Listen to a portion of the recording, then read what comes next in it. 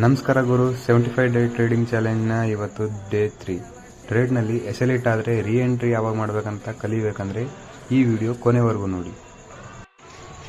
Nifty 50 ಇವತ್ತು 100 point gap up open ಆಗಿದೆ. ನಿನ್ನೆ ಕೂಡ ಗ್ಯಾಪ್ ಅಪ್, ಇವತ್ತು ಕೂಡ ಗ್ಯಾಪ್ ಅಪ್.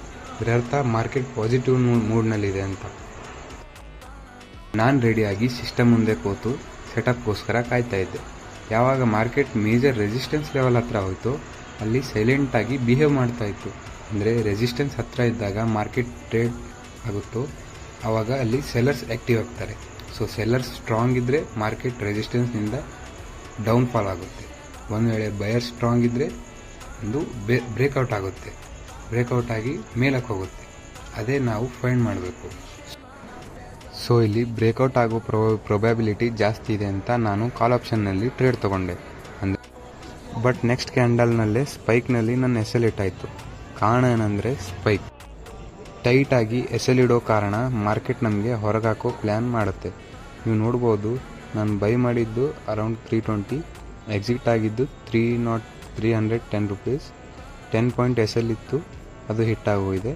ಸೊ ನಾನು ಮತ್ತೆ ಯೋಚನೆ ಮಾಡಿ ರೀ ಎಂಟ್ರಿ ಮಾಡೋಕ್ಕಂತ ಪ್ಲ್ಯಾನ್ ಮಾಡ್ತೀನಿ.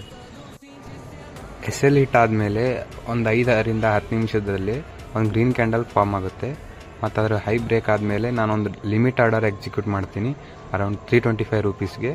ಮತ್ತು ಆ ಆರ್ಡರ್ ಎಕ್ಸಿಕ್ಯೂಟ್ ಕೂಡ ಆಗುತ್ತೆ. ವೇಟ್ ಮಾಡಿ ನೀವು ರಿಸಲ್ಟ್ ನೋಡೋದಕ್ಕೆ. ನೀವು ನೋಡ್ಬೋದು ಪ್ರೈಸ್ ನನ್ನ ಆರ್ಡರ್ನ ಎಕ್ಸಿಕ್ಯೂಟ್ ಮಾಡಿದೆ. ಮತ್ತು ಸಡನ್ನಾಗಿ ವಿತಿನ್ ಮಿನಿಟ್ ಆರ್ 5 ಮಿನಿಟ್ ನನ್ನ ಟ್ರೇಡ್ ಎಕ್ಸಿಕ್ಯೂಟ್ ಆದಮೇಲೆ ಟಾರ್ಗೆಟ್ನ ಹತ್ತ ಸಾಕ್ತಿದೆ.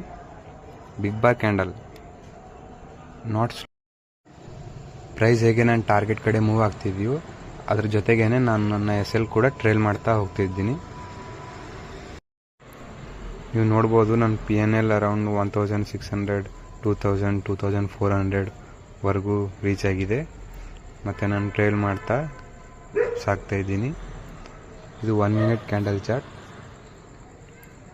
ಟೈಟ್ಲಿ ಟ್ರೇಲ್ ಮಾಡ್ತಾ ಇದ್ದೀನಿ, ಯಾಕಂದರೆ ನನಗೆ 1:2 ಟಾರ್ಗೆಟ್ ನನಗೆ ಆಲ್ರೆಡಿ ಸಿಕ್ಕಿದೆ. ನಾನು ಟ್ರೇಡ್ ಮಾಡ್ತಿರೋದು ಓನ್ಲಿ ಸಿಂಗಲ್ ಲಾಟ್, ಅಂದರೆ 65 ಕ್ವಾಂಟಿಟಿನಲ್ಲಿ. ಅದರಲ್ಲಿ 2500 ವರೆಗೂ